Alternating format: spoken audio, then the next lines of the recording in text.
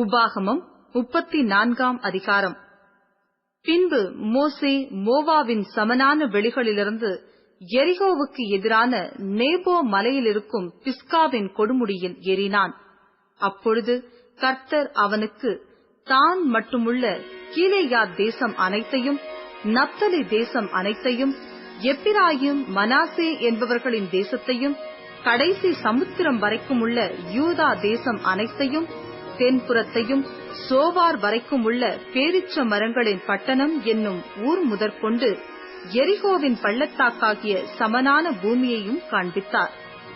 அப்பொழுது கர்த்தர் அவனை நோக்கி, நான் உங்கள் சந்ததிக்கு கொடுப்பேன் என்று ஆபிரகாமுக்கும் ஈசாக்குக்கும் யாக்கோபுக்கும் ஆணையிட்ட தேசம் இதுதான். இதை உன் கண் காணும்படி செய்தேன். ஆனாலும் நீ அவ்விடத்திற்கு கடந்து போவதில்லை என்றார்.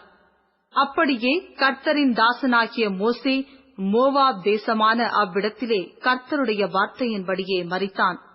அவர் அவனை மோவாப் தேசத்திலுள்ள பெத்பெயோருக்கு எதிரான பள்ளத்தாக்கிலே அடக்கம் பண்ணினார்.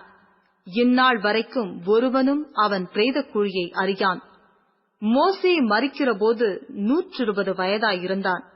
அவன் கண் இருளடையவும் இல்லை, அவன் பெலன் குறையவும் இல்லை. இஸ்ரவேல் புத்திரர் மோவாவின் சமனான வெளிகளில் மோசேக்காக 30 நாள் அழுது கொண்டிருந்தார்கள். மோசேக்காக அழுது துக்கம் கொண்டாடின நாட்கள் முடிந்தது. மோசே நூனின் குமாரனாகிய யோசுவாவின் மேல் தன் கைகளை வைத்தபடியினால் அவன் ஞானத்தின் ஆவியினால் நிறையப்பட்டான். இஸ்ரவேல் புத்திரர் அவனுக்கு கீழ்ப்படிந்து கர்த்தர் மோசேக்கு கட்டளையிட்டபடியே செய்தார்கள்.